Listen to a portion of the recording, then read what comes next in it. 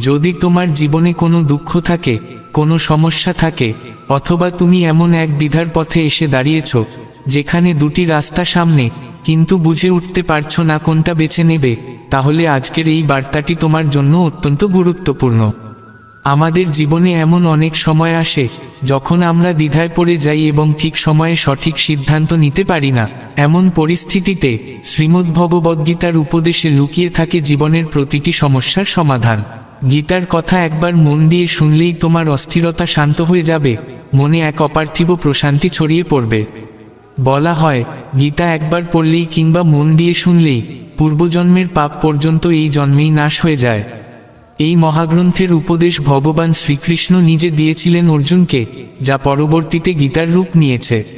যদিও এই গ্রন্থ বহু প্রাচীন, তবু বর্তমান যুগেও এটি জীবনের প্রতিটি জটিলতায় আলোকবর্তিকা হয়ে ওঠে। গীতা এমন এক জীবনচর্চার পথ শেখায় যা নির্ভর করে বিশ্বাস এবং ত্যাগের উপর। যতক্ষণ না তোমার মধ্যে বিশ্বাস থাকবে, ততক্ষণ কিছু অর্জন সম্ভব নয়। আর ততক্ষণ তুমি কিছু পাবে না যতক্ষণ না ত্যাগের মানসিকতা থাকবে না। বিশ্বাস ও তত্ত্যাগী সবকিছু অর্জনের মূল চাবিকাঠি। জীবনে পরিস্থিতি বুঝে যে দৃষ্টিভঙ্গি আমরা রাখি, তাই আমাদের ভবিষ্যতের গঠন নির্ধারণ করে। যারা সব সময় নেতিবাচকভাবে চিন্তা করে, তাদের জীবনে সমস্যার ঘনঘটা লেগেই থাকে। যেমন মানুষের চিন্তার ধরন একরকম হয় না, তেমনি পৃথিবীকে দেখার ও বোঝার দৃষ্টিও একরকম হয় না। কেউ সব সময় ইতিবাচকভাবে চিন্তা করে, কেউ সারাক্ষণ খারাপ ভাবনায় ডুবে থাকে। কেউ হয়তো এমন যার মধ্যে কিছু না কিছু ভালো দিক থাকে, আবার কেউ এমন যে প্রতিটি বিষয়ে শুধু ক্ষতি খুঁজে বেড়ায়। অথচ দুজনেই ভাবেন যে তাদের ভাবনাই সঠিক। কিন্তু প্রকৃতপক্ষে এই দুই দৃষ্টিভঙ্গির মধ্যে কেবল একজনই সঠিক হন। এটা বোঝাতে একটা ছোট্ট গল্প বলা যেতে পারে। পুরনো এককালে এক মাতাল ব্যক্তির দুই ছেলে ছিল। স্ত্রী মারা যাওয়ার পর ওই লোক প্রতিদিন মদ খেয়ে বাড়িতে হাঙ্গামা করত। ছেলেরা ধীরে ধীরে বড় হলো, কিন্তু তারা বাবার নেশার জন্য অত্যন্ত কষ্ট পেত। একসময় সেই মাতাল পিতাও মারা গেলেন। এরপর দেখা গেল বড় ছেলে বাবার মতো মদ্যপ হয়ে গেল, আর ছোট ছেলে হয়ে উঠল শিক্ষিত ও সমাজের একজন সম্মানীয় মানুষ। লোকেরা অবাক হয়ে ভাবতে লাগলো, একই পরিবার, একই অভিজ্ঞতা, অথচ দুই ভাইয়ের জীবন দুই মেরুতে। একদিন বড় ভাইকে প্রশ্ন করা হলো, তুমি সারাক্ষণ মদ খাও, ঝগড়া করো, এর কারণ কি? সে জবাব দিল, আমার বাবা এর জন্য দায়ী। তিনি প্রতিদিন মদ খেতেন, তাই আমিও তাদের মতো হয়ে গেছি। এরপর লোকেরা ছোট ভাইয়ের কাছে গেল এবং একই প্রশ্ন করল, তুমি এত সফল হলে কিভাবে? ছোট ভাই উত্তর দিল, আমার বাবাই আমার প্রেরণা। আমি ছোটবেলা থেকেই দেখেছি তিনি কিভাবে নিজের জীবন ধ্বংস করেছেন। তখনই স্থির করেছিলাম, তার মতো আমি কখনো হব না। আমি এমন কিছু করব যা অন্যদের কষ্ট না দিয়ে সম্মান নিয়ে বাঁচতে সাহায্য করে। এই গল্প আমাদের শেখায়, জীবনে পরিস্থিতি নয়, তোমার দৃষ্টিভঙ্গি ঠিক করে দেয় তুমি কেমন মানুষ হবে। যে ইতিবাচকভাবে ভাবতে শিখেছে, সাফল্য একদিন তার কাছে পৌঁছবেই। যারা নেতিবাচক ভাবনায় ডুবে থাকে, সমস্যার জালেই আটকে থাকে। অন্যের ভুল থেকে শিক্ষা নিয়ে যদি ইতিবাচক মনোভাব নিয়ে এগিয়ে চলা যায়, তবে জীবনও সাফল্যের দিকে এগিয়ে যায়। আরেকটি গুরুত্বপূর্ণ বিষয় যা গীতায় বলা হয়েছে, তা হলো রাগ বা ক্রোধ। রাগ এমন একটি বিষ যা কাউকে সরাসরি মেরে ফেলে না, কিন্তু ধীরে ধীরে নিজের মতো করে বিষাক্ত করে তোলে। ভগবান শ্রীকৃষ্ণ নিজে বলেছেন, রাগ থেকে বিভ্রান্তি জন্মায়, বিভ্রান্তি থেকে স্মৃতিভ্রংশ, স্মৃতিভ্রংশ থেকে বুদ্ধির বিনাশ এবং বুদ্ধির বিনাশেই মানুষের পতন ঘটে। রাগে মানুষ নিজেকে হারিয়ে ফেলে, মুখ থেকে এমন কথাও বেরিয়ে যায় যা বিষের চেয়েও ভয়ঙ্কর। হয়তো অনেকেই আছো যারা রাগের বশে অনেক সম্পর্ক, বন্ধুত্ব কিংবা ঘনিষ্ঠতা হারিয়েছ। তখন প্রশ্ন জাগে, এই রাগের আগুন নেভানো যায় কিভাবে? এই কথাটি বোঝানোর জন্য একটি প্রাচীন গল্প রয়েছে। এক গ্রামে এক রাগী নারী বাস করত।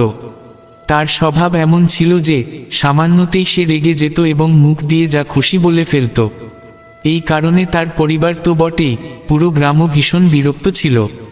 যদিও রাগ কমে গেলে সে অনুশোচনা করত, কিন্তু ততক্ষণে ক্ষতি হয়ে যেত। সে নিজেও চাইতো রাগ কমাতে, কিন্তু কিছুতেই পারত না। একদিন সেই গ্রামে এক সাধু এলেন। সেই নারী তার কাছে গিয়ে নিজের সমস্যার কথা জানালো। সাধু তাকে একটি ছোট শিশি দিলেন এবং বললেন, যখন রাগ আসবে তখন এই শিশির মুখে লাগিয়ে রেখে দেবে, কিন্তু কিছুতেই মুখ খুলবে না যতক্ষণ না রাগ কমে যায়। নারী কথা মতো কাজ করল। কিছুদিন পর তার রাগ অনেকটাই কমে গেল। সে আনন্দিত হয়ে আবার সাধুর কাছে এল এবং বলল, আপনার ওষুধ অসাধারণ কাজ করেছে। তখন সাধু হেসে বললেন, ওটা কোনো ওষুধ নয়, ও ছিল শুধু পানি। আমি তোমায় মৌন থাকার উপায় দিয়েছি, রাগের সময় যেন তুমি কিছু না বলো, এই জন্যই শিশিটি দিয়েছিলাম। আসলে রাগের সময়ে মৌন থাকাই একমাত্র পথ, যাতে কথা কাটাকাটি না হয়, সম্পর্ক ভেঙে না পড়ে। তাই যখনই রাগ অনুভব হবে তখন একটুখানি থেমে যাও, চুপ করে যাও। এটাই তোমার সবচেয়ে বড় জেতা হবে। এছাড়াও গীতা আমাদের শেখায় নিজের মূল্যায়ন করতে। ভগবান শ্রীকৃষ্ণ বলেন, সফল হতে হলে প্রথম কাজ হলো নিজেকে চেনা। নিজেকে চেনা মানে নিজের ভিতরের শক্তি, দুর্বলতা, উদ্দেশ্য, ভাবনা ও চেতনার সঙ্গে সৎভাবে মুখোমুখি হওয়া। তুমি কে, কেন এই পথে চলেছ, তোমার লক্ষ্য কি, কি কারণে তোমার উদ্দেশ্য পূরণ হচ্ছে না, এসব প্রশ্নের উত্তর খুঁজে পেলে তবেই তুমি তোমার পথ খুঁজে পাবে। অনেকেই সারা জীবন অন্যকে বুঝতে চায়, অথচ নিজেকে চিনতে চায় না। কিন্তু যদি তুমি অন্যকে বোঝার পরিবর্তে নিজের মধ্যে প্রবেশ করো, নিজের অন্তরের সঙ্গে আলাপ করো, তাহলে তুমি এমন কিছু করতে পারো যা হয়তো নিজেও কল্পনা করনি। তাই এখনই জেগে ওঠো, নিজেকে চিনো, নিজের শক্তি চিনো, তাহলেই তুমি ইতিহাস সৃষ্টি করতে পারবে। গীতার আরেকটি অনন্য শিক্ষা হলো মনকে নিয়ন্ত্রণ করা। মন চঞ্চল, তবে সেটাই যদি নিজের আয়ত্তে আনা যায়, তাহলে মনই হবে সবচেয়ে বড় শক্তি। তোমার মনই তোমার ভবিষ্যতের রচয়িতা। এই মন দিয়েই তুমি আশ্চর্য ভালো কিছু তৈরি করতে পারো। আবার এই মনই তোমাকে বিপদে ফেলতে পারে যদি তা তোমার নিয়ন্ত্রণের বাইরে চলে যায়। শ্রীকৃষ্ণ বলেন, মন অস্থির হয়ে ওঠে, এটাই তার স্বভাব। আমাদের মন ভাবে, যদি সে একটার পর একটা বিষয় নিয়ে ভাবতে থাকে, তাহলে ভবিষ্যতের সব বিপদ বা সমস্যা থেকে আমাদের রক্ষা করতে পারবে। কিন্তু বাস্তবতা একেবারেই আলাদা। আমরা জীবনের অনেক সময় শুধু চিন্তা করতে করতেই পার করে দিই, যেসব চিন্তা আমাদের ক্লান্ত, উদ্ভ্রান্ত আর বিভ্রান্ত করে তোলে। বলো তো, আপনি কি কোনো কাককে বলতে পারবেন সে যেন কাকা না করে? বা কোনো ব্যাঙকে বলবেন সে যেন পানি দেখেই লাফ না দেয়? আমাদের মনও তেমনি। জীবনে ভালো হোক বা মন্দ, মন তখনই তার কোকো শুরু করে দেয়, মানে চিন্তা আর দুশ্চিন্তার ফাঁদে ফেলে দেয় আমাদের। ছোট একটা বিষয় হলেও মন তা নিয়ে বর্ষর আগুন জ্বালিয়ে তোলে। মাঝে মাঝে তো মনে হয় আমরা অনেকেই শুধু দুশ্চিন্তা করার জন্যই বেঁচে আছি। অসংখ্য সমস্যা, বেদনা আর বিভ্রান্তি, এই সব কিছুর জন্ম হয় আমাদের নিজের মনেই তৈরি হওয়া গল্পগুলো থেকে। তাই মনে রাখতে হবে, আমাদের সমস্যাগুলো মূলত মনের অবস্থা। মন শান্ত না হলে কোনো সমস্যার প্রকৃত সমাধান খুঁজে পাওয়া যায় না। আর মন শান্ত রাখার দায়িত্ব আমাদের নিজেরই। কেউ আমাদের জন্য সেই কাজ করবে না। একবার এক ধনাঢ্য শেখ ছিল, যার প্রচুর টাকা পয়সা ছিল, কিন্তু মনের কোনো শান্তি ছিল না। একদিন সে শুনল, এক নগরে এক সাধু আছেন, যিনি এমন এক সিদ্ধি দেন, যার ফলে মন যা চায় তাই পাওয়া যায়। শেখ ছুটে গেল সেই সাধুর কাছে, বলল, তার সব আছে, শুধু শান্তি নেই। সাধু বললেন, যা আমি করি তুমি নীরব হয়ে দেখে যাও, তাতেই তুমি শান্তির উপায় পেয়ে যাবে। পরদিন সাধু শেঠকে কড়া রোদে বসিয়ে রাখলেন, আর নিজে ছায়ার ভেতর চলে গেলেন। শেঠ রোদের মধ্যে হাঁপিয়ে গেল, কিন্তু কিছু বলল না। পরদিন সাধু তাকে না খাইয়ে রাখলেন, আর নিজে নানা সুস্বাদু খাবার খেতে লাগলেন। তবুও শেঠ নীরব রইল। তৃতীয় দিনে শেঠ ক্রোধে ফেটে পড়ে উঠে যাওয়ার সময় সাধু জিজ্ঞেস করলেন, কি হলো, যেতে চাইছো? শেঠ বলল, হ্যাঁ মহারাজ, আমি আশা করে এসেছিলাম, কিন্তু এখানে শুধু নিরাশাই পেলাম। সাধু বললেন, আমি তো তোমাকে শান্তির উপায়ই বলে দিয়েছি। প্রথম দিন রোদে বসিয়ে আমি বুঝিয়েছি আমার ছায়া তোমার কাজে আসবে না। দ্বিতীয় দিন না খাইয়ে আমি দেখিয়েছি আমার খাওয়া তোমার ক্ষুধা মেটাবে না। তেমনি আমার সাধনা তোমার শান্তি এনে দিতে পারবে না। শান্তি তোমাকে তোমার নিজের পরিশ্রমেই অর্জন করতে হবে। এই কথা শুনে শেঠের চোখ খুলে গেল। সে মাথা নত করে আশীর্বাদ নিয়ে নিজের ঘরে ফিরে গেল। তাই মনে শান্তি আনতে হলে আগে রাগ আর কুচিন্তা থেকে দূরে থাকতে হবে। যতক্ষণ না মন থেকে রাগ আর নেতিবাচক চিন্তা বিদায় নিচ্ছে, ততক্ষণ প্রেম আর শান্তি প্রবেশ করতে পারবে না। শ্রীকৃষ্ণ আরও একটি বিশেষ উপদেশ দেন, কর্ম করো, কিন্তু ফলের চিন্তা করো না। তিনি বলেন, কর্ম এবং ফলের মধ্যে সম্পর্ক থাকলেও আমরা শুধু আমাদের কাজ নিয়েই ভাবব, ফল নিয়ে নয়। কারণ ফল কখন আসবে, কেমন হবে, তা আমাদের হাতে নেই। আর ফলের চিন্তাই আমাদের জীবনে দুশ্চিন্তা আর মানসিক অস্থিরতা ডেকে আনে। কর্ম করতে করতে কেউ যদি সারাক্ষণ ভাবতে থাকে তার ফল কি হবে, তাহলে সে নিজের দায়িত্বকে সঠিকভাবে পালন করতে পারে না। শ্রীকৃষ্ণ বলেন, যখন আমরা দায়িত্ব পালন করি তখন আমাদের মনে সাহস, উদ্যম এবং সংকল্প থাকা দরকার। সেই মনোভাবই জীবনের সফলতার চাবিকাঠি। একবার এক রাজা ছিলেন যিনি তার প্রজাদের খুব ভালোবাসতেন। তিনি নিয়মিত প্রজাদের মধ্যে ঘুরে বেড়াতেন, তাদের সমস্যা শুনতেন এবং সমাধানের চেষ্টা করতেন। একদিন রাজা সফরে ছিলেন, হঠাৎ তার জামার একটি বোতাম ছিঁড়ে গেল। তিনি তার মন্ত্রীকে ডেকে বললেন, তাড়াতাড়ি কোনো ভালো দর্জিকে এনে দাও, আমার বোতাম লাগাতে হবে। মন্ত্রী এক গ্রাম থেকে একজন দর্জিকে এনে হাজির করল। রাজা জিজ্ঞেস করলেন, তুমি কি বোতাম লাগাতে পারবে? দর্জি বলল, হ্যাঁ মহারাজ, এটা তো খুব সহজ কাজ। সে নিজের থলি থেকে সুতো বের করে বোতাম লাগিয়ে দিল। রাজা খুব খুশি হলেন। তিনি দর্জিকে জিজ্ঞেস করলেন, তুমি কত টাকা চাও? দর্জি ভাবল, কাজ তো ছোট, 2 টাকা চাইলে চলে। কিন্তু পরক্ষণে ভাবল, যদি রাজা মনে করেন এত ছোট কাজের জন্য আমি টাকা নিচ্ছি, তাহলে গ্রামবাসীদের থেকে হয়তো অনেক বেশি নিই, তাহলে তো সমস্যা। তাই সে বলল, যা আপনি ঠিক মনে করেন তাই দিন। রাজা ভাবলেন, এর কাজ ছোট হলেও যেন সত্যিকারের দানবীর, নিজের মূল্য নিজেই নির্ধারণ করতে জানে না। তাই রাজা তাকে 2টি গ্রাম দান করলেন। দর্জি চমকে গেল। সে মনে মনে ভাবতে লাগল, সে যেখানে মাত্র 2 টাকা চাইছিল সেখানে সে এখন 2 গ্রামের মালিক হয়ে গেল। তাই বন্ধুরা, আমরা নিজের চিন্তায় অনেক সময় নিজেকে সীমিত করে ফেলি, কিন্তু ঈশ্বর আমাদের সেই অনুযায়ী দেন যা আমরা ভাবতেও পারি না। আমরা যেখানে ছোট কিছু ভাবি, তিনি আমাদের তার ইচ্ছা অনুযায়ী অনেক বড় কিছু দেন। ভগবান আমাদের তাদের দেওয়ার ক্ষমতা অনুযায়ী অনেক বড় কিছু উপহার দেন। ঠিক এই কারণেই শ্রীকৃষ্ণ গীতায় বলেন, কর্ম করো কিন্তু ফলের আকাঙ্ক্ষা রেখো না।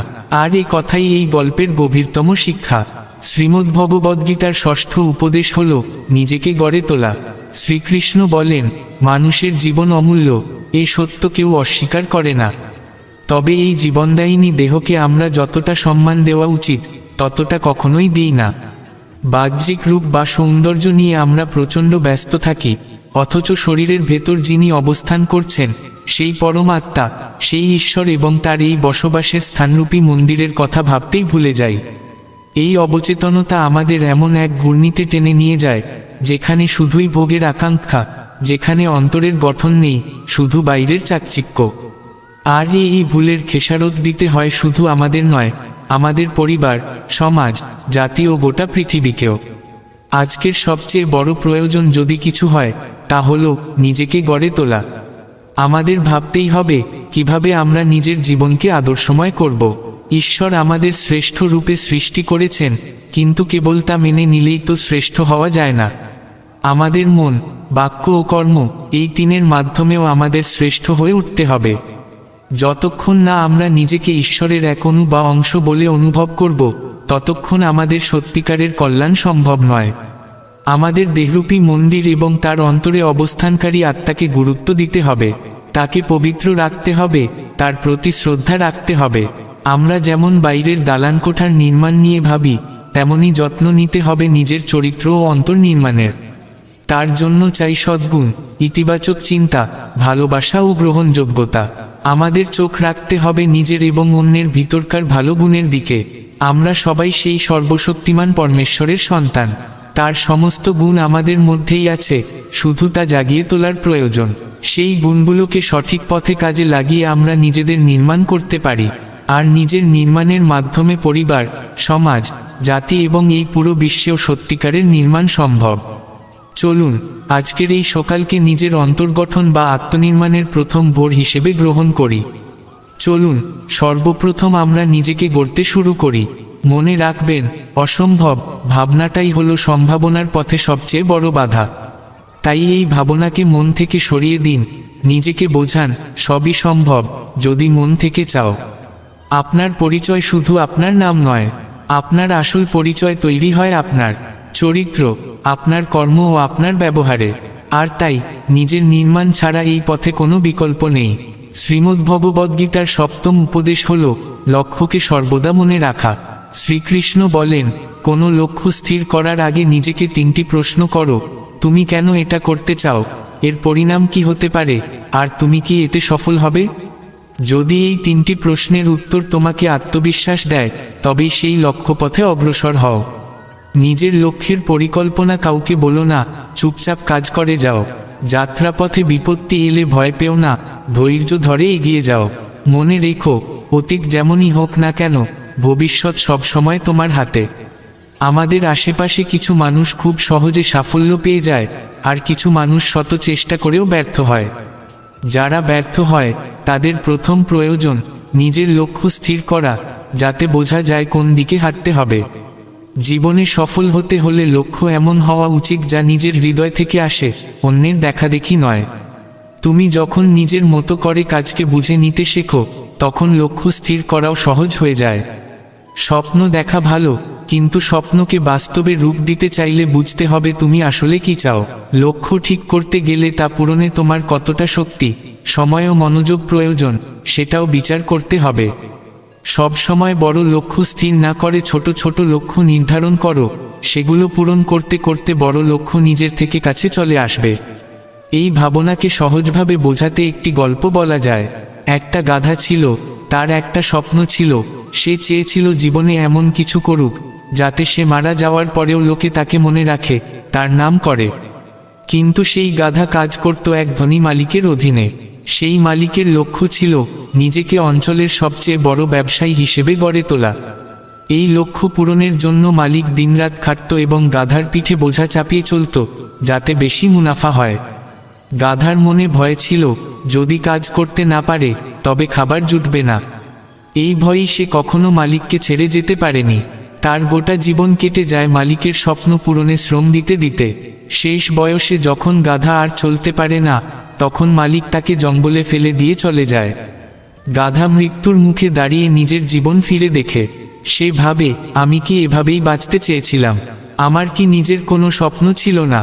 আমি কি শুধু অন্যের লক্ষ্য পূরণের জন্যই জন্মেছিলাম? যদি আমি একবার চেষ্টা করতাম, যদি একটিবার সাহস করে এগিয়ে যেতাম, তাহলে হয়তো আমার জীবনটা সম্পূর্ণ আলাদা হতে পারত। হয়তো আজ আমি অন্য কোথাও দাঁড়িয়ে থাকতাম। কিন্তু শেষ পর্যন্ত সেই গাধাটির মতো আমিও শুধুই একটি আফসোস নিয়ে জীবন শেষ করতাম। আজকের এই আধুনিক জীবনে অনেকেই সেই গাধার মতোই সময় কাটাচ্ছেন।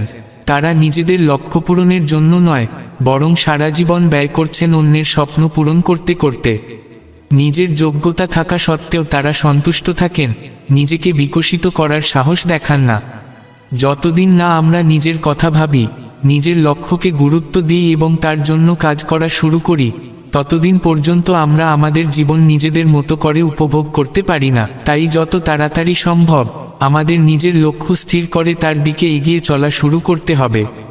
যদি আমরা না চাই সেই গাধার মতো শেষবেলায় পস্তাতে, তাহলে আজ থেকেই নিজের লক্ষ্য নিয়ে ভাবা উচিত এবং তাকে বাস্তবে রূপ দেওয়ার জন্য অগ্রসর হওয়া দরকার। একবার সাহস করে যদি আমরা নিজের মতো করে বাঁচতে শুরু করি এবং নিজের লক্ষ্য পূরণের কথা ভাবতে পারি, তাহলে হয়তো শতভাগ সাফল্য নাও আসতে পারে, কিন্তু অন্তত এই আফসোসটা থাকবে না যে আমরা কিছুই করিনি। তাই নিজের ক্ষমতাকে চিনে নিতে হবে, বুঝতে হবে যে আমাদের মধ্যেই আছে সেই শক্তি যা আমাদের স্বপ্নকে সত্যি করতে পারে। শ্রীমদ্ভগবদ্গীতার অষ্টম উপদেশ, বর্তমানে বাঁচতে শেখো। গীতায় বলা হয়েছে, অতীতের ভয় আর ভবিষ্যতের চিন্তা মানুষকে এতটা বিষণ্ণ করে তোলে যে সে জীবনের প্রকৃত স্বাদ পায় না। অনেক সময় এই দুশ্চিন্তা তার মানসিক ভারসাম্যও নষ্ট করে দেয়।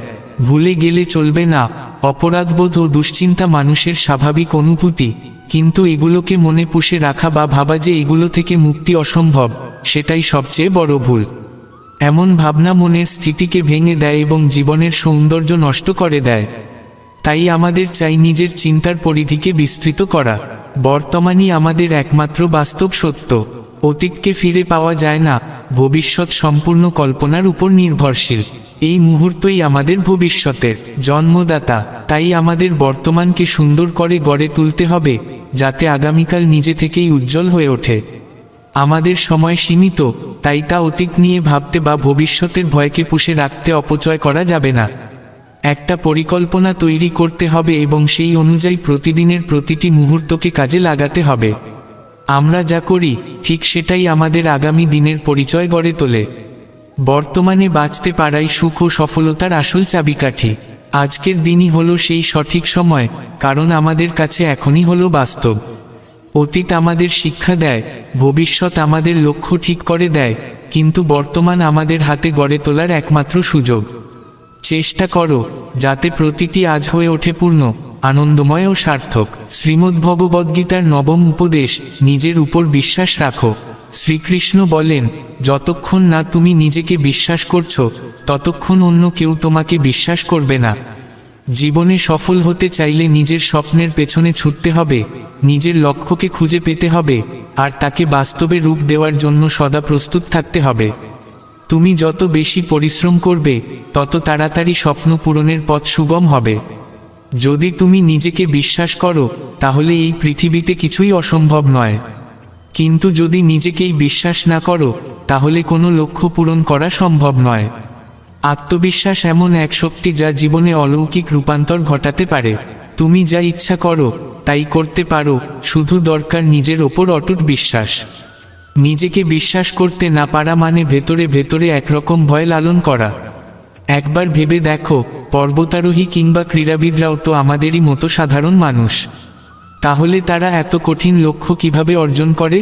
তার একমাত্র উত্তর হলো আত্মবিশ্বাস। এমনই এক গল্প আছে রামায়ণে। যখন বনবাসে থাকা সীতা মায়ের খোঁজে বানরসেনা সমুদ্র তীরে এসে পৌঁছায়, তখন তারা বিশাল সমুদ্র দেখে স্তম্ভিত হয়ে পড়ে। তারা ভাবে, এই সমুদ্র পেরিয়ে কিভাবে লঙ্কা পৌঁছানো সম্ভব?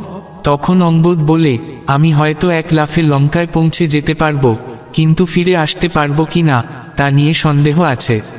তার কথার মধ্যে ছিল নিজের উপর অনাস্থা, নিজের শক্তি নিয়ে সংশয়। তখন জাম্ববন্ত হনুমানকে তার শক্তি ও ক্ষমতার কথা স্মরণ করিয়ে দেন। জিজ্ঞেস করেন, তুমি কি লঙ্কায় গিয়ে সীতামাতার খোঁজ নিতে পারো? হনুমান আত্মবিশ্বাসের সঙ্গে বলেন, আমি তো এখনই যাই, রাবণ সহ সমস্ত রাক্ষসকে শেষ করে সীতামাতাকে নিয়ে ফিরে আসি। তখনই হনুমান এক লাফে সমুদ্র পেরিয়ে যান।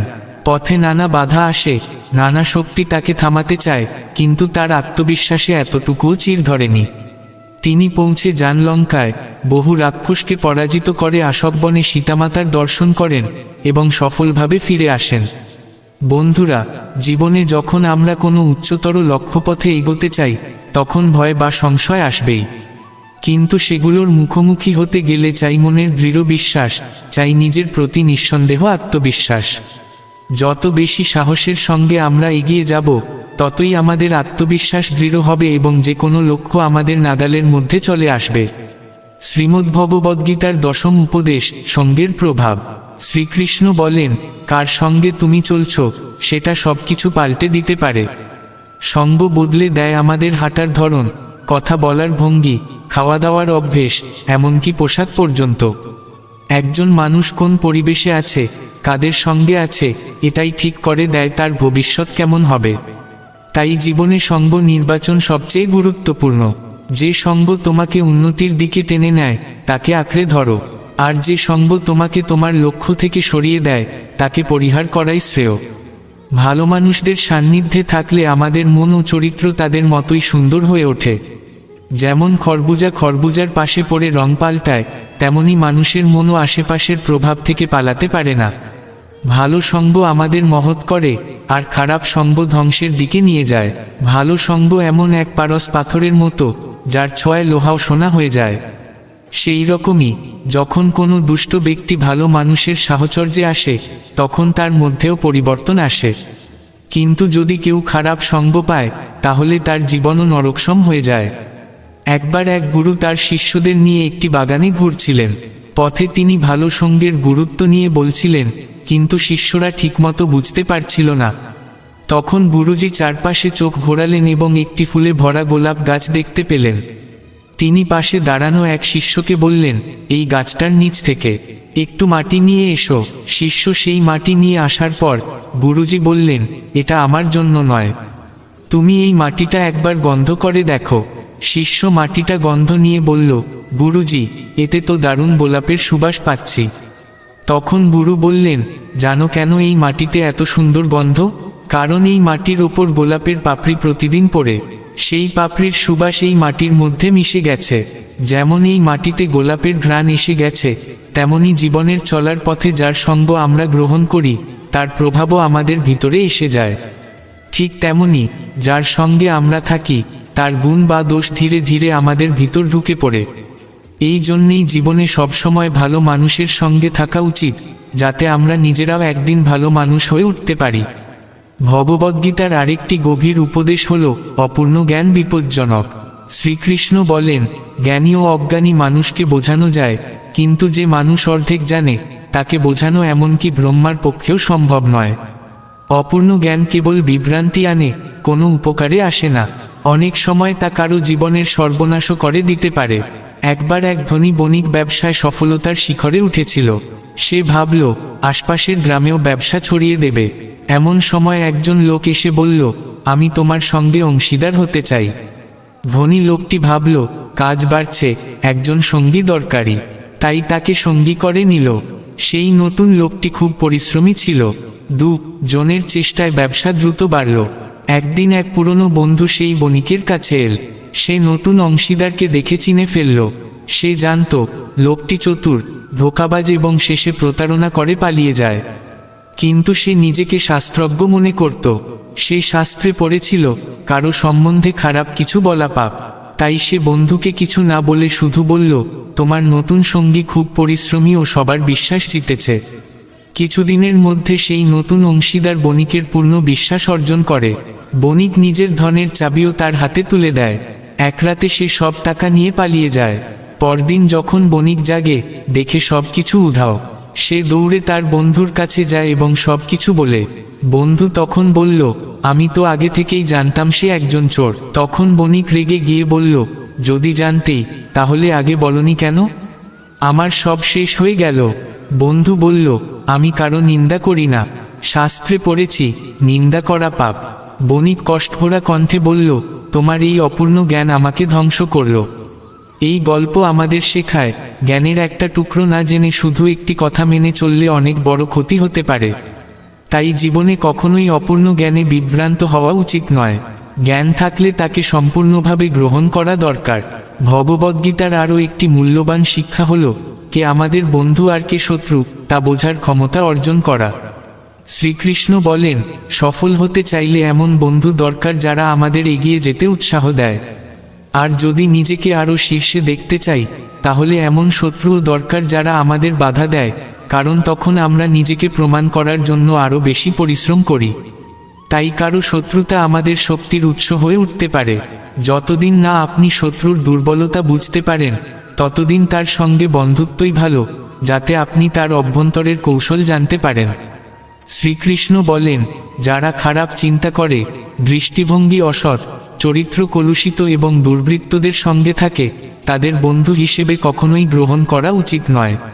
চন্দনের গাছের গন্ধ যেমন মোহনীয়, ঠিক তেমনি তার গন্ধের টানে বিষাক্ত সাপও তার গায়ে এসে লেপতে থাকে। যেমনটা বাইরে থেকে শান্ত ও মিষ্টি, তার ভিতরে কি লুকিয়ে আছে তা জানা কঠিন।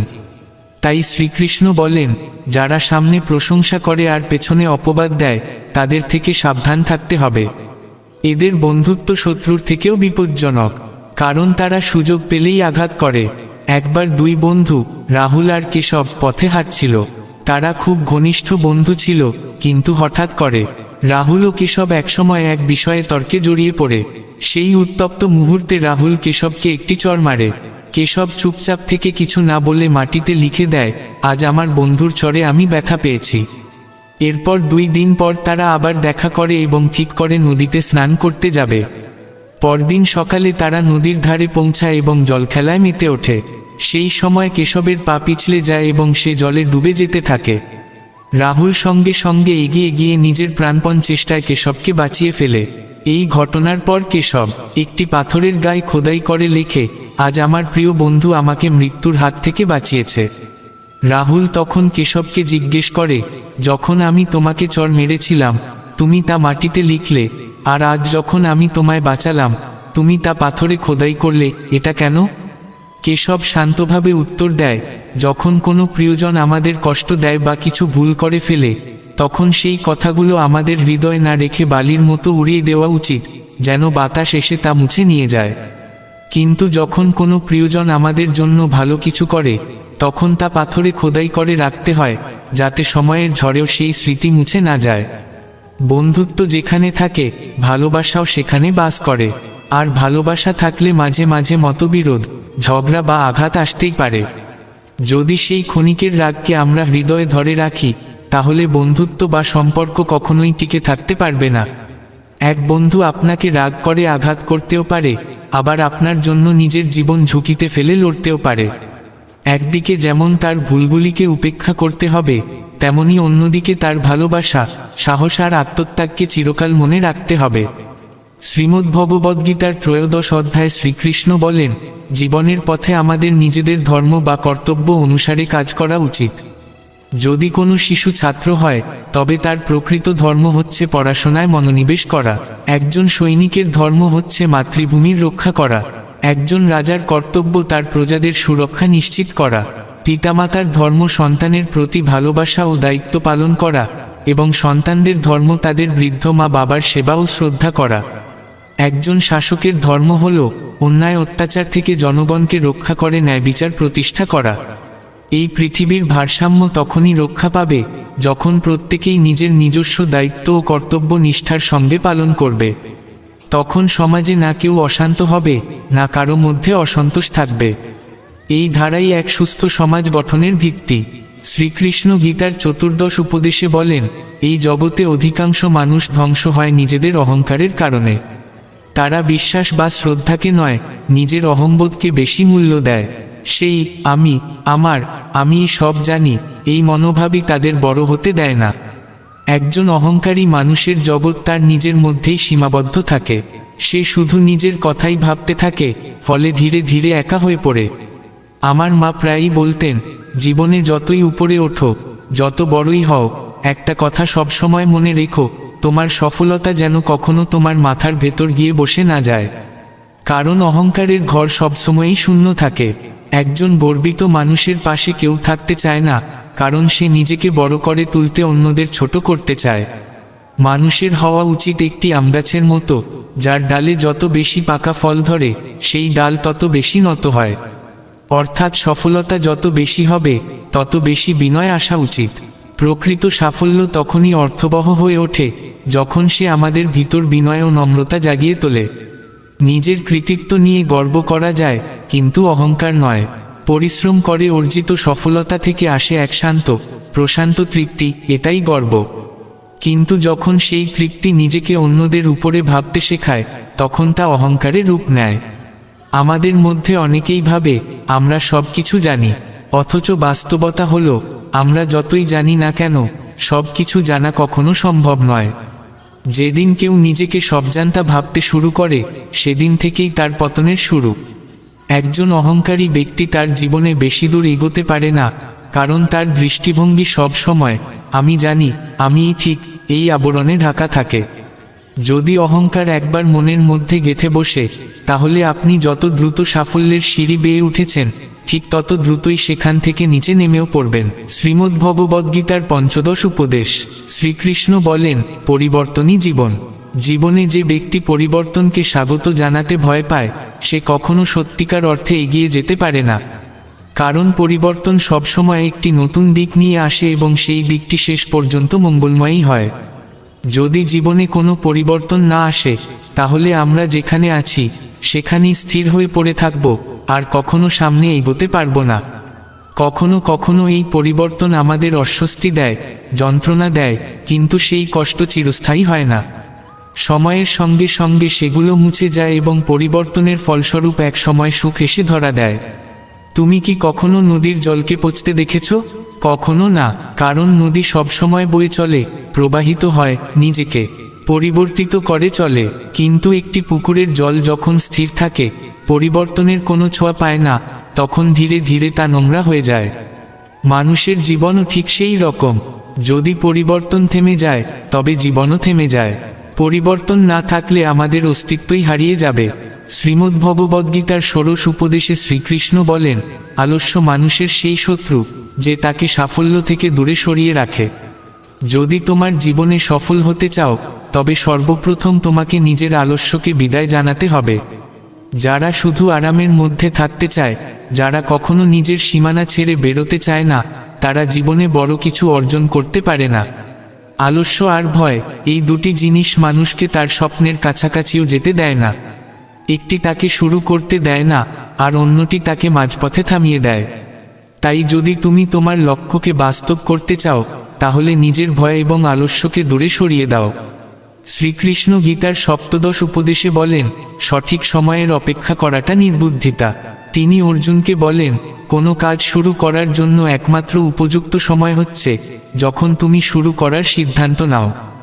যে ব্যক্তি সঠিক সময়ের প্রতীক্ষায় বসে থাকে, তার কাছে কখনোই সেই সময় আসে না, আর সে জীবনভর শুধু অপেক্ষা করেই যায়, কিন্তু কিছু শুরু করতে পারে না। এই সত্যকে বোঝাতে একটি গল্প আছে। এক ব্যক্তি একবার এক সাধুর উপদেশ শুনতে যায়। সেখানে তিনি শোনে, সময় খুবই মূল্যবান, এর ইচ্ছে অনুযায়ী দাম পাওয়া যায়। এই কথা শুনে সে মানুষজনকে বলতে শুরু করে, ভাই, আমার সময় খুব দামি, চাইলে দিনে 200 টাকা করে আমার সময় কিনে নিতে পারো। মানুষ তাকে জিজ্ঞেস করে, তোমার সময় কিনে কি করব? সে বলে, তুমি যেভাবে চাইবে সেভাবেই ব্যবহার করো, আমি তো বিক্রি করছি। লোকজন তাকে পাগল বলে দূরে সরিয়ে দেয়। শেষে সেই ব্যক্তি আবার সেই সাধুর কাছে ফিরে যায় এবং বলে, মহাত্মা, আপনি বলেছিলেন সময় দামি, কিন্তু কেউ তো আমার সময়ে 1 টাকাও দিচ্ছে না। সাধু মুচকি হেসে বলেন, বৎস, সময় দামি বটে, কিন্তু তার সঠিক ব্যবহার না করলে তার দাম কেউ দেবে না। সময়ের দাম তখনই ওঠে যখন পরিশ্রম ও সদ্ব্যবহার দিয়ে তাকে মূল্যবান করে তোলা যায়। তখন সেই ব্যক্তি উপলব্ধি করে, শুধু সময় থাকা যথেষ্ট নয়, তার সদ্ব্যবহারই তাকে দামি করে তোলে। আমাদের জীবনেও প্রতিটি মুহূর্ত অমূল্য, কিন্তু সেই মূল্য পেতে হলে প্রয়াস ও সদ্বিচার দরকার। শ্রীকৃষ্ণ গীতার অষ্টাদশ উপদেশে বলেন, একটি কাজ কারো কাছে পাপ, আবার কারো কাছে পুণ্য হতে পারে। কোনো কর্ম পাপ না পুণ্য, তা শুধুমাত্র বাইরের থেকে বিচার করা যায় না। একজন মানুষ যখন কোনো কর্ম করেন, সেই কর্মের পেছনে তার মনোভাব, উদ্দেশ্যই ঠিক করে দেয় সেটি পুণ্যের কাজ না পাপের। উদাহরণস্বরূপ, যদি কেউ লোভে পড়ে কাউকে হত্যা করে, তাহলে সেটি পাপ। কিন্তু যদি কেউ কোনো দুষ্ট ব্যক্তিকে মেরে কাউকে বাঁচিয়ে ফেলে, তাহলে সেই একই হত্যা পাপ হয় না। বাহ্যিকভাবে দুজনই একই কাজ করেছে, কিন্তু তাদের অন্তরের উদ্দেশ্য এক নয়। তাই কর্মের ফল তার মনোভাবের ওপর নির্ভর করে। শ্রীকৃষ্ণ গীতার 49 উপদেশে বলেন, এই পৃথিবীতে কোনো দেবতাই ছোট বা বড় নন। আজ মানুষ নানা ধর্মে বিভক্ত হয়েছে। তারা ধর্ম ও দেবতার নামে ঝগড়া করে, বিভাজন তৈরি করে, কিন্তু তারা ভুলে যায়, সব দেবতা, সব রূপ একই পরম সত্তারই প্রকাশ। যেমন সব নদী শেষে গিয়ে সমুদ্রের সঙ্গে মিলিত হয়, তেমনি সব ধর্মই পরিণামে এক সর্বশক্তিমান ঈশ্বরের কাছেই পৌঁছে যায়। এই বিশ্বব্রহ্মাণ্ডের স্রষ্টা একজনই, পরম পিতা। তাই আমাদের উচিত ধর্ম, জাতি, রূপ, নাম ভুলে ঈশ্বরের যে রূপেই আমরা বিশ্বাস করি না কেন, সেই রূপেই শ্রদ্ধা রাখা এবং অন্যের বিশ্বাসকে সম্মান জানানো। কারণ ঈশ্বর কখনো বিভাজন করেন না, মানুষই করে। যারা সত্যিকারের ঈশ্বরের আরাধক, তারা কখনো কাউকে ছোট করে দেখে না। শ্রীকৃষ্ণ বলেন, আমাদের সকলকে মিলেমিশে থাকা উচিত। তিনি ভাগবত গীতার এক গুরুত্বপূর্ণ শিক্ষা দিতে গিয়ে বলেন, মানুষের দেহ ক্ষণস্থায়ী, এটি একদিন বিলীন হয়ে যায়, কিন্তু আত্মা অবিনশ্বর, অমর। আত্মার কোনো মৃত্যু নেই, কোনো অস্ত্র তাকে হত্যা করতে পারে না, কোনো শক্তি তাকে শেষ করতে পারে না। মৃত্যুর পর দেহ পঞ্চতত্ত্বে মিশে যায়, কিন্তু আত্মা আবার নতুন দেহে জন্ম নেয়। যে ব্যক্তি এই সত্য জানে, সে কখনো কারো মৃত্যুতে বিলাপ করে না, কারণ সে জানে, মরেছে শুধু দেহ, আত্মা নয়। আত্মা অমর, সে আবার নতুন রূপে আবির্ভূত হবে। এই সৃষ্টিতে যে জন্মেছে, সে একদিন মরবেই, এটাই চিরন্তন সত্য। কোনো মানুষ, পশু পাখি, জীবজন্তু বা বৃক্ষ, যে প্রাণীই হোক না কেন, জন্মের সঙ্গে সঙ্গে তার মৃত্যুর দিনও নির্ধারিত হয়ে যায়। এই সত্য জেনেও মানুষ সারা জীবন আরও কিছু পাওয়ার লালসায় ছুটে চলে। এই পাওয়ার লালসাতেই সে নিজের আপনজনদের সঙ্গেও লড়াই করতে দ্বিধা করে না। কিন্তু এইসব পাওয়ার কিছুই মৃত্যুর সময় তার সঙ্গে যাবে না। তাই মানুষের উচিত জীবনের এই বাস্তবতাকে মেনে নিয়ে তৃপ্ত থাকা। শ্রীকৃষ্ণ আরও বলেন, সত্যিকার মানুষ কখনো মিথ্যের কাছে জিততে পারে না যতক্ষণ না সে মিথ্যা ও অন্যায়ের বিরুদ্ধে নিজেই দাঁড়ায়। অনেকে বলে এই যুগে মিথ্যাই জেতে আর সত্য পরাজিত হয়, কিন্তু এটা পুরোপুরি সত্য নয়। মিথ্যা এই কারণে জেতে কারণ সত্য তার বিরুদ্ধে কখনো দাঁড়ায় না। যদি সত্য নিজের অধিকারের জন্য রুখে না দাঁড়ায় তবে মানুষ মিথ্যাকেই সত্য বলে ধরে নেয়। পাণ্ডবরা সত্যের পথে ছিল, কখনো অন্যায় করেনি, কিন্তু সবথেকে বেশি কষ্ট তারাই পেয়েছিল। তারা সবসময় বড়দের আদেশ মেনেছে, জানতো এই আদেশ অন্যায়, তবুও তারা চুপ থেকেছে। কিন্তু সেই চুপ থাকাটাই তাদের সবচেয়ে বড় ভুল ছিল। শেষ পর্যন্ত তাদেরই অস্ত্র তুলে নিতে হয়েছিল, অন্যায়ের বিরুদ্ধে লড়াই করতে হয়েছিল। যদি তারা না লড়ত তবে দুঃশাসন ও দুর্যোধনের অন্যায়ই ধর্ম বলে প্রতিষ্ঠিত হয়ে যেত। এই গল্প শুধু মহাভারতের নয়, এ আমাদের জীবনেও প্রতিফলিত হয়। আমাদের জীবনেও অন্যায় আসে, কষ্ট আসে, কিন্তু যদি আমরা চুপ থাকি তবে সেই অন্যায় আরও বেড়ে যায়। এই দুঃখ দূর করতে হলে লড়াই আমাদেরকেই করতে হয়। যদি কেউ আমাদের সঙ্গে অন্যায় করে তার প্রতিবাদ আমাদেরই করতে হবে। এই সমাজ কখনো দুর্বলদের পাশে দাঁড়ায় না, শক্তির সঙ্গেই থাকে। তাই নিজের আত্মরক্ষায়, নিজের অধিকারের জন্য নিজেকেই এগিয়ে আসতে হয়। গীতার এই শিক্ষা মনে রাখতে হবে যে কোনো অন্যায় হলে তা মেনে নেওয়ার নয়, তার মোকাবিলা করতে হবে। কোনো কষ্ট এলে তার ভয় পেয়ে পিছিয়ে যাওয়া নয়, বরং সেই কষ্টের মুখোমুখি হয়ে সামনে এগোতে হবে। আরেকটি গভীর সত্য শ্রীকৃষ্ণ আমাদের শেখান যে মানুষকে তুমি যত বেশি ভালোবাসো তার কাছ থেকেই সবচেয়ে বেশি কষ্ট পাবে। গীতার জ্ঞান শুরুরই হয়েছিল অর্জুনের মোহ থেকে। অর্জুন এক অসাধারণ বীর, কিন্তু আত্মীয় স্বজনদের প্রতি অতিরিক্ত টান তাকে দুর্বল করে দিয়েছিল। যাদের সঙ্গে তার আত্মিক সম্পর্ক ছিল তারাই তাকে সবচেয়ে বেশি কাঁদিয়েছিল। তারা কোনো শত্রু নয়, ছিল আপনজন, কিন্তু তারাই তাকে জীবনভর দুঃখ দিয়েছে। জীবনে অধিকাংশ কষ্ট আসে নিজের কাছের মানুষদের থেকেই। বাইরের লোক কি বলল তা আমাদের তেমন আঘাত দেয় না, কিন্তু প্রিয়জনের কথায় হৃদয় রক্তাক্ত হয়ে যায়। তাই মনে রাখতে হবে, যাকে তুমি যত গভীরভাবে আপন ভাববে সেই ততই বেশি তোমাকে কাঁদাবে। এই কষ্ট এড়ানো যায় না। একজন মা বাবার জীবন দেখলে বোঝা যায় তারা সন্তানদের জন্য কত ত্যাগ স্বীকার করেন, কিন্তু শেষ পর্যন্ত সেই সন্তানেরাই তাদের চোখে জল এনে দেয়। প্রেমিক বা প্রেমিকাও, ভালোবাসার সম্পর্কেও একই কথা প্রযোজ্য। যত গভীর প্রেম তত গভীর ব্যথা। তুমি যদি কাউকে তোমার জীবনের সবচেয়ে গুরুত্বপূর্ণ মানুষ করে তোলো তবে সবচেয়ে বড় আঘাতও সেখান থেকেই আসবে। অনেকে বলে, আমি এমন একজন মানুষের দ্বারা প্রতারিত হয়েছি যার থেকে আমি কখনো এটা আশা করিনি। কিন্তু বিশ্বাস ভঙ্গ তখনই হয় যখন তুমি কাউকে তার যোগ্যতার চেয়ে বেশি গুরুত্ব দাও, তাকে এমন স্থান দাও যা সে পাওয়ার যোগ্য নয়। তাই ভুলটা একা তার নয়, তোমারও আছে। কাউকে এতটাই আপন করে ফেলো না যাতে একদিন তার কাছেই হার মানতে হয়, চোখের জলে ভেসে যেতে হয়। তাই শ্রীকৃষ্ণ আমাদের শেখান, জীবনের পথে চলতে গেলে মায়ামোহ থেকে মুক্ত হতে হবে, অন্যায়ের প্রতিবাদে সাহসী হতে হবে, আর আত্মার সত্য জেনে তৃপ্তিতে বাঁচতে শিখতে হবে। এই শিক্ষা জীবনের মূল মন্ত্র হয়ে উঠুক। এই সংসারে কারো মাঝেই সুখের আসল উৎস খোঁজার চেষ্টা করো না। যদি কাউকে নিজের সুখের কারণ বানাও তবে একদিন সেই তোমায় দুঃখ দেবে। শ্রীমদ্ভগবদ্গীতার 23তম উপদেশ বলেছে, জীবনে কোনো কিছুর অতিরিক্ত ব্যবহার করা উচিত নয়। কোনো জিনিসের এমনভাবে অভ্যাস করো না যাতে তা নেশায় পরিণত হয়ে যায়। তা সে মাদক হোক, জুয়া হোক, অতিরিক্ত খাওয়া হোক, ঘুম হোক, সারাদিন শুয়ে থাকার অভ্যাস হোক বা মোবাইল টিভির প্রতি আসক্তি। এই সব অভ্যাস মানুষকে এক নিঃসঙ্গ পৃথিবীতে ঠেলে দেয় যেখানে সে একাই পড়ে থাকে।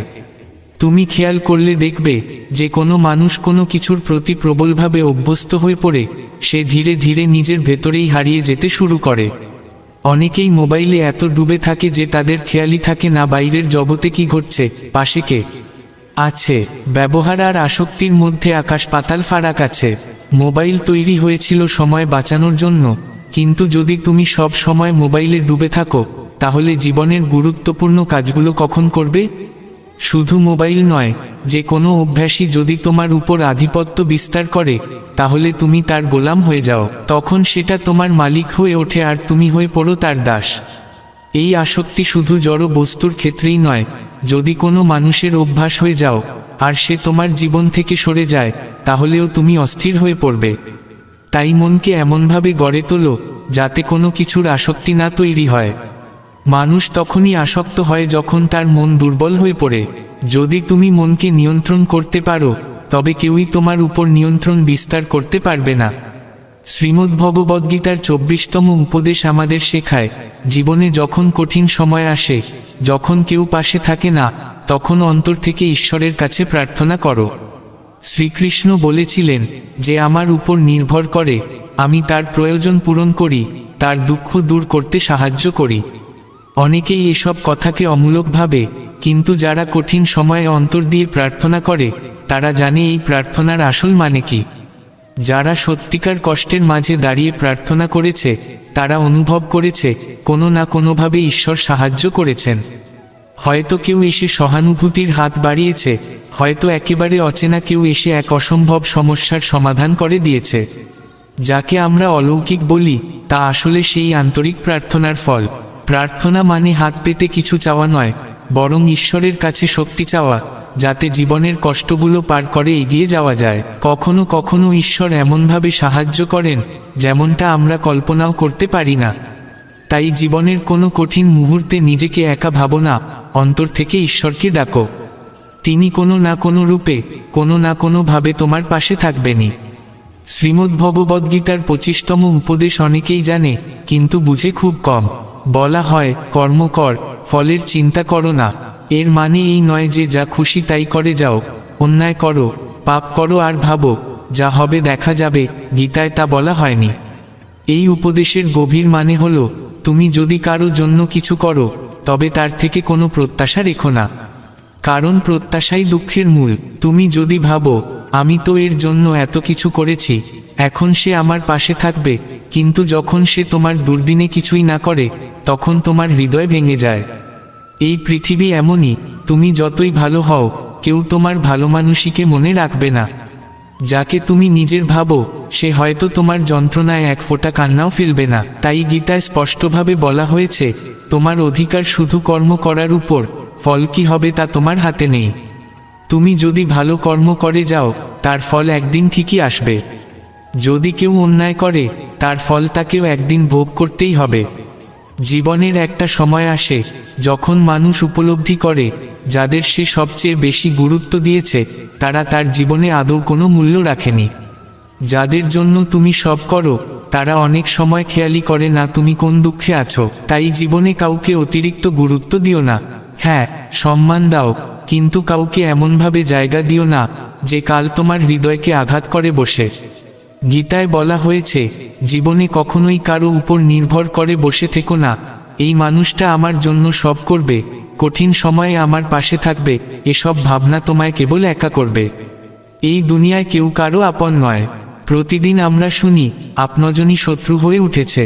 তাই এখনো যদি বুঝে না ওঠো, তাহলে তোমাও একদিন সেই একই পথে যাবে, যেদিকে সবাই যাচ্ছে, যেখানে কেবল বেদনা আর আঘাত অপেক্ষা করছে। তোমার সবচেয়ে বড় ভরসা তোমার নিজের শক্তি, তোমার নিজের মন। এটাই সত্য, এটাই গীতার বাণী।